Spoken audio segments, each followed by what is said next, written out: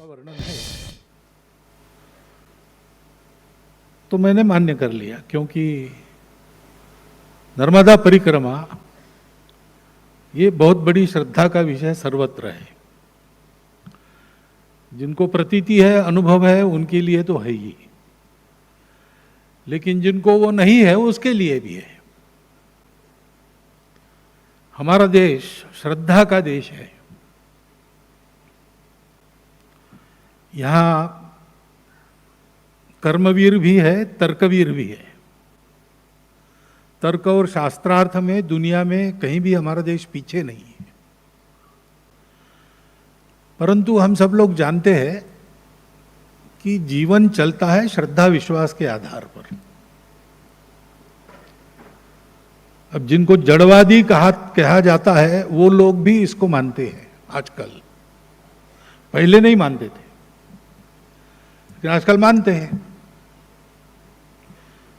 दुनिया श्रद्धा विश्वास पर चलती है।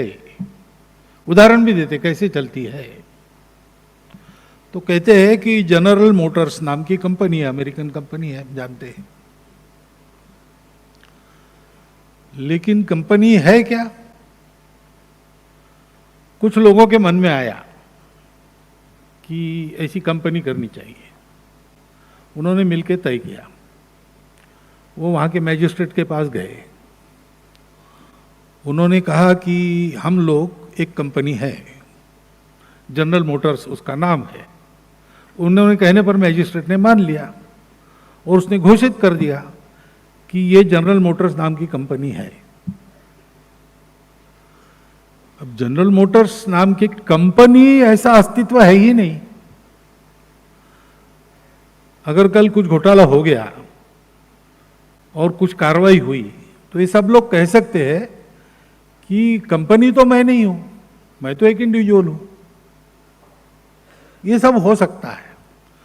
वास्तव में जनरल मोटर्स नाम की कंपनी का अस्तित्व नहीं है। कुछ लोगों ने कह दिया, एक आदमी ने मान लिया, बस इतना ही है। लेकिन जनरल मोटर्स नाम की कंपनी साल में 1 लाख कारें तैयार करती है। जनरल मोटर्स नाम की कंपनी इतने लाख लोगों को रोजगार देती है। उसके नाम पर इतने करोड़ों रुपयों का व्यवहार चलते रहता है। ये सब क्या है? तो कहते हैं कि दुनिया विश्वास पर चलती है।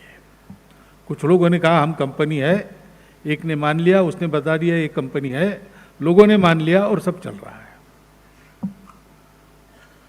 लेकिन हमारे यहां जो श्रद्धा है वो ठोस श्रद्धा है। ऐसे केवल कहीं सुनी में से आई हुई काल्पनिक श्रद्धा नहीं है। प्रत्यक्ष प्रतीति के आधार पर बनी श्रद्धा है। और वो प्रत्यक्ष प्रतीति भी हमारे यहां जो कोई प्रयास करेगा वो ले सकेगा। वैज्ञानिक ऐसा हम सुनते हैं, वैज्ञानिक बुद्धि से चलो, वैज्ञानिक वृत्ति से चलो। वैज्ञानिक वृत्ति यानी क्या है? तो प्रत्यक्ष प्रमाण चाहिए। लेकिन आज वैज्ञानिक कहने वाले लोग भी प्रत्यक्ष प्रमाण उनके पास होगा ऐसा नहीं है। लेकिन हमारे भारत की जो श्रद्धा है उस श्रद्धा के लिए प्रत्यक्ष प्रमाण है। प्रत्यक्ष प्रमाण को आपके साथ साझा करने वाले लोग हैं। और अगर आपको वो प्रमाण लेना है तो आप ले सकते हो। प्रयास आपको करना पड़ेगा, प्रयोग आपको करना पड़ेगा। और इसलिए श्रद्धा और विश्वास की भावनाओं को हमारे यहाँ एक साकार रूप दिया है। उनको भवानी और शंकर कहा है। भवानी शंकरो वंदे श्रद्धा विश्वास रूपिणौ याभ्याम विना न पश्यन्ति सिद्धा स्वांतस्थम ईश्वरम। अपने अंदर है भगवान, अपने इतना निकट है, अपने ही अंदर है। लेकिन बड़े बड़े सिद्ध महात्मा भी बिना श्रद्धा और बिना विश्वास के उसका दर्शन नहीं कर सकते। और इसलिए श्रद्धा विश्वास यानी भवानी शंकर, ऐसा अपने यहां कहा गया है। ये श्रद्धा किस प्रतीति से आई होगी? वरना मनुष्य तो जो दिखता है उसी को मानता है, जो नहीं दिखता है वो होता ही नहीं है। ये मनुष्य स्वभाव है। विज्ञान भी यही कहता है कि जो नहीं दिखता है, 5 ज्ञानेंद्रिय है, उसके आधार पर जो नहीं हम समझ सकते, या उनको दूरबीन लगाकर या उनको माइक्रोस्कोप लगाकर हम नहीं समझ सकते, तो वो है नहीं। लेकिन हमारे यहाँ ऐसा नहीं है। हमारे यहाँ ये कहा गया कि इसके भी आगे है। अपने उपनिषद है, उपनिषद पुराने उपनिषद है, नए उपनिषद है, कालक्रम के अनुसार उनकी रचना करते हैं। और फिर देखते हैं तो ध्यान में आता है कि जो पुराने उपनिषद है वो सत्य को बाहर खोज रहे हैं। सत्य वायु में है क्या, सत्य अग्नि में है क्या, सत्य आकाश में है क्या। जैसे जैसे वो नए यानी प्राचीनता छोड़कर अर्वाचीन काल में आते हैं तो ये बाहर की खोज बंद हो गई, क्योंकि बाहर की खोज में मिला कुछ नहीं मिलता है। सत्य और सुख बाहर मिलता नहीं है। जो मिलता है वो तात्कालिक होता है, ज्यादा होने पर फीका हो जाता है। एक बार मिल गया तो बार बार चाहिए, वो हमारी सुख की तृष्णा को तृप्त नहीं कर सकता। और मनुष्य की खोज है नित्य निरंतर प्राप्त होने वाला, कभी फीका न पड़ने वाला सुख चाहिए। तो बाहर मिलता नहीं। रसगुल्ला खाएंगे, कितना खाएंगे?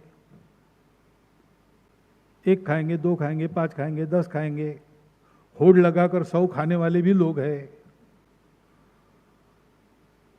लेकिन उनको भी एक क्षण आता है जब रसगुल्ला देखने के बाद उल्टी हो जाती है। तो रसगुल्ले में सुख नहीं खोजो, रसगुल्ले में सुख नहीं है। उसकी अति हो गई तो वो सुख दुख बन जाता है। पर्याप्त मिलने के बाद भी कल फिर से लगता है कि चाहिए। आज तृप्त हो गए, इतना तृप्त हो गए कि अब सामने आया तो उल्टी करेंगे, लेकिन एक रात गुजरने के बाद दूसरे दिन पूछे तो और 5 ले लेंगे। बाहर सुख नहीं मिलता है, सुख तो अपने अंदर है। ये जब पता चला तो हमारे पूर्वजों ने अंदर खोजना प्रारंभ किया। बाकी दुनिया रुक गई, उसने अंदर खोजने का कष्ट नहीं किया, हमने अंदर खोजा। और खोजते खोजते हमारे पूर्वजों को एक सत्य मिल गया। उस सत्य ने उनको ये बताया कि सब में वही सत्य है। सब है ही नहीं, सब ये भ्रम है, एक ये सत्य है।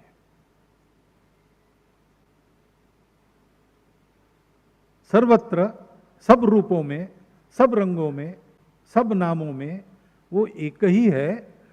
रंग रूप नाम वगैरह विविधता ये मिथ्या है, यानी कुछ देर चलती है, उसमें से जाना पड़ता है। वो भी एक स्तर है जीवन का, लेकिन वो शाश्वत नहीं है। शाश्वत स्तर है एक। ये विविधता है तब भी वो है, विविधता नहीं है तब भी वो है। और वही तुम में है। तुम जो समझते हो कि मैं हूं, तुम नहीं हो, वो है। तुमने मान लिया कि मैं हूं, इसलिए जब तक तुम मानते हो तुम हो, तब और भी है। और मैं और बाकी, इस भ्रम में से तुमको जाना पड़ेगा, उसको पार करना पड़ेगा, तभी तुम समझोगे कि तुम नहीं हो, वही है। दुनिया में झगड़े होते हैं ना, भगवान एक है कि अनेक है। हमारे दार्शनिक कहते हैं एक अनेक के झगड़े में क्या पड़ते हो भाई, भगवान ही है, दूसरा कुछ है ही नहीं। तब सब झगड़े व्यर्थ हो जाते हैं। क्योंकि ये जब हमारे पूर्वजों को पता चला तो उनको पता चला कि सब अपना ही है, सब में मैं हूं और मेरे में सब है। इसलिए हमारा जीवन कैसा है,